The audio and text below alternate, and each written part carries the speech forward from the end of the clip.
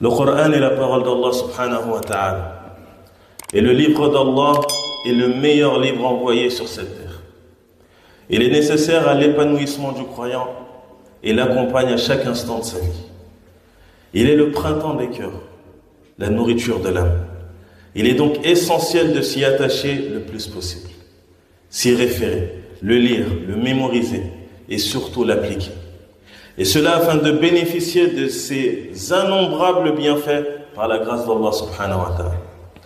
On pourrait mesurer notre amour pour Allah par notre degré d'attachement au Coran. Se lier au livre d'Allah nous permet d'obtenir sa satisfaction, ce qui n'est pas négligeable.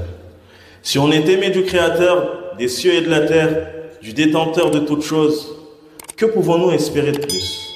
Et à contrario, que pourrions-nous craindre? Le serviteur qui se cramponnera au Coran sera élevé ici-bas comme dans l'au-delà et héritera de tous les mérites de la lecture du Coran. D'après Abu Huraira, radiyallahu anhu, le prophète sallallahu alayhi wa sallam a dit: le Coran viendra le jour du jugement et dira: ô Seigneur, habille-le. Alors il lui sera mis la couronne de la noblesse. Puis il dira: ô Seigneur, rajoute-lui. Alors il sera habillé de la toge de la noblesse. Puis il dira: ô Seigneur, sois satisfait de lui. Alors Allah sera satisfait de lui. Alors il lui sera dit: lis et monte. Et à chaque verset, il y aura une bonne action supplémentaire. Et ça, c'est pour qui? Pour la personne qui lit le Coran, pour la personne qui est assidue dans la lecture du Coran, pour la personne qui applique le Coran. Quant à la récompense de celui qui lit le Coran, le prophète sallallahu alayhi wa sallam dit: celui qui lit une lettre du livre d'Allah a pour cela une bonne action. Et la bonne action compte 10 fois. Je ne dis pas que Alif Lam Mim est une lettre, mais Alif est une lettre, Lam est une lettre et Mim est une lettre. Selon Abdullah ibn Amr ibn al-As radiyallahu anhuma, le prophète sallallahu alayhi wa sallam a dit: on dira le jour du jugement dernier au lecteur assidu du Coran: lis et monte les degrés du paradis. Récite clairement comme tu le faisais dans le bas monde. Ta place au paradis te sera fixée au dernier verset que tu liras. Et ça te montre que la personne qui a mémorisé le Coran, la personne qui était assidue dans la lecture du Coran, fera partie des gens au plus haut niveau au paradis. De plus, le réciter, l'apprendre, le méditer, et en somme s'y conforter, sont en soi des actes d'adoration. Il en découle donc tout autant la récompense. Et le Coran a été descendu pour être mis en application. Le Coran, ce qu'Allah il attend de toi, ce n'est pas le simple fait que tu lises le Coran pour le lire. Mais le Coran, c'est une guidée. Le Coran, c'est une lumière. Nous, aujourd'hui, on a besoin de lumière pour pouvoir savoir où on va. Quand tu rentres chez toi la nuit, tu allumes la lumière pour pouvoir voir où est-ce que tu vas te diriger. Et bien, le Coran, c'est une lumière pour nous. Le Coran, il nous montre la vraie voie. Il nous montre la voie droite. Siratullah al-Mustaqim. Donc, on a besoin du Coran tout au long de notre vie. On a besoin de méditer sur le Coran. On a besoin de lire le Coran. Ben, on a besoin d'appliquer le Coran. Kitabun anzalnahu ilayka mubarakun liyadabbaru ayatihi wa liyatadhakkara ulul albab. Voici un livre béni, Mubarak, que nous avons fait descendre vers toi, afin qu'il médite sur ces versets et que les doués d'intelligence réfléchissent. Il constitue également une guérison pour le corps et les âmes. Allah Azza wa Jal dit: et nous faisons descendre du Coran ce qui est une guérison et une miséricorde pour les croyants. Donc le Coran, bien que c'est une guidée et une lumière, mais c'est aussi une guérison pour ce qu'il y a dans les cœurs, pour ce qu'il y a dans les poitrines.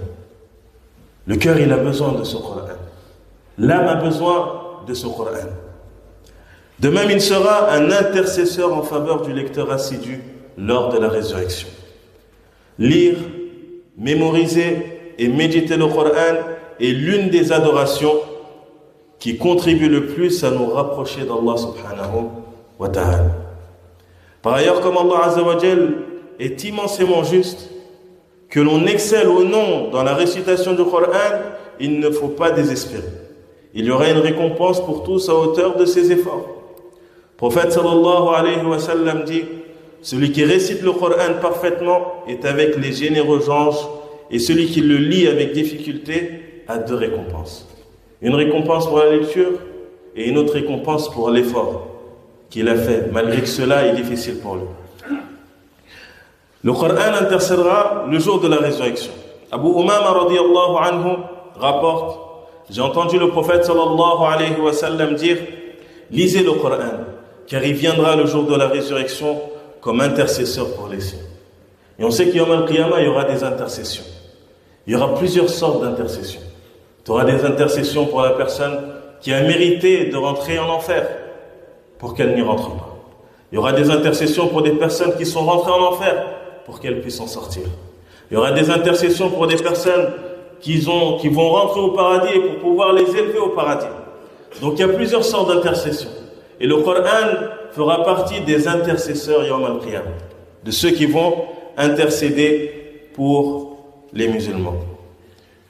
Selon Uthman ibn Affan, radiyallahu anhu, le prophète sallallahu alayhi wa sallam a dit: le meilleur d'entre vous est celui qui a appris le Coran et l'a enseigné aux autres.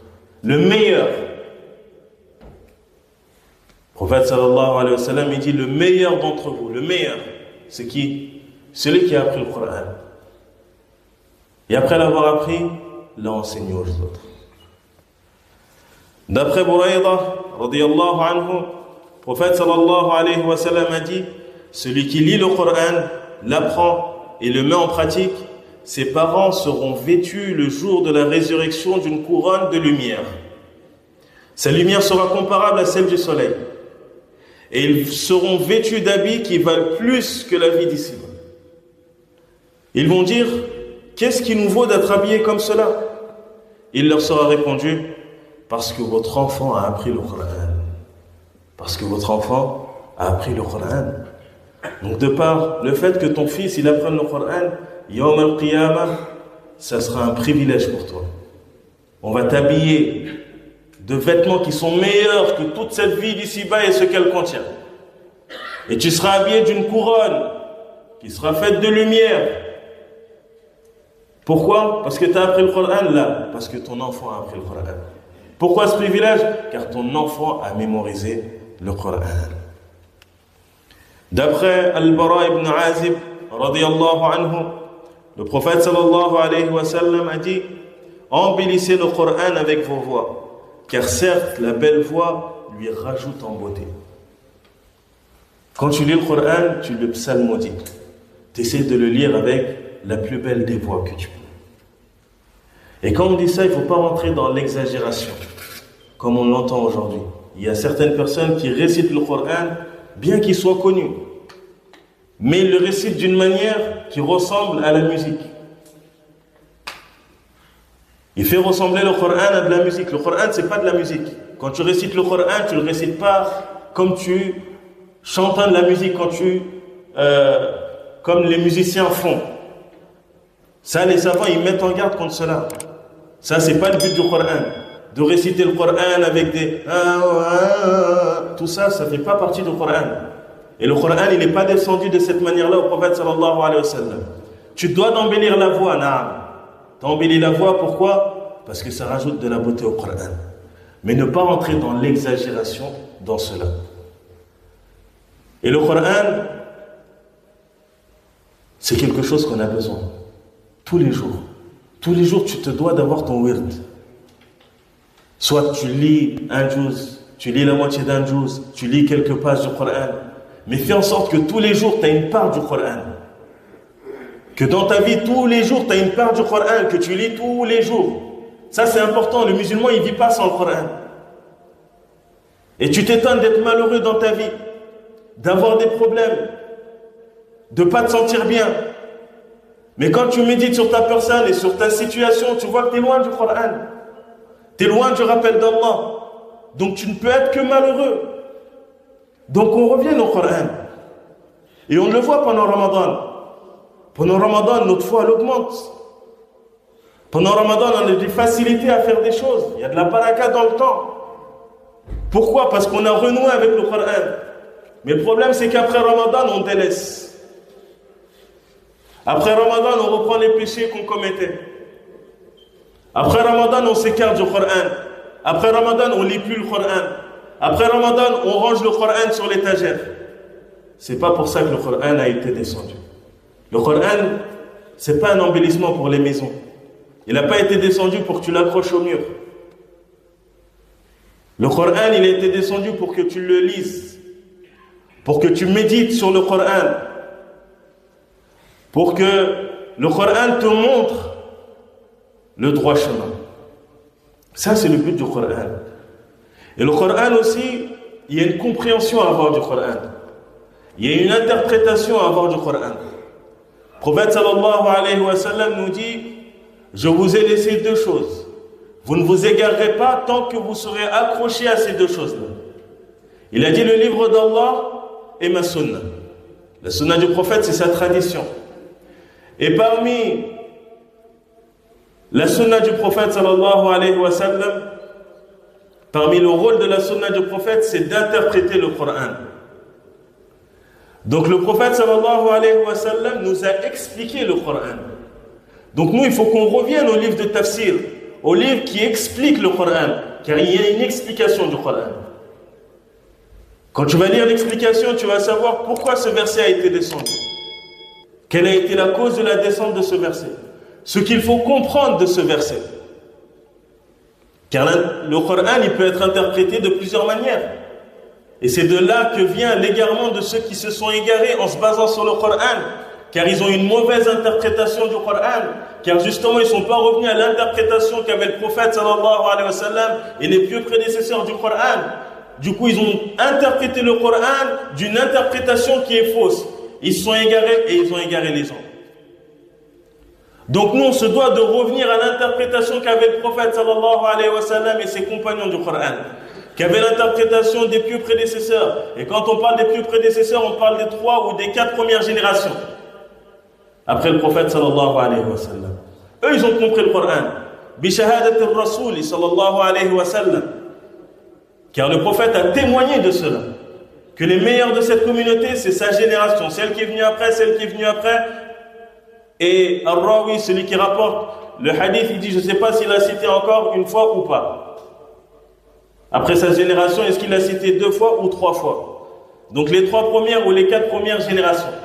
Donc si on revient à l'interprétation, à la compréhension que ont eu du Coran, on saura qu'on sera sur un chemin qui est guidé. Et alhamdulillah, Allah il a préservé cette religion.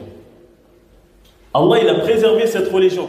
Tout comme il a préservé le Coran al-Karim, il a préservé la sunna du prophète sallallahu alayhi wa sallam. Il a préservé la compréhension qu'on doit avoir du Coran al-Karim.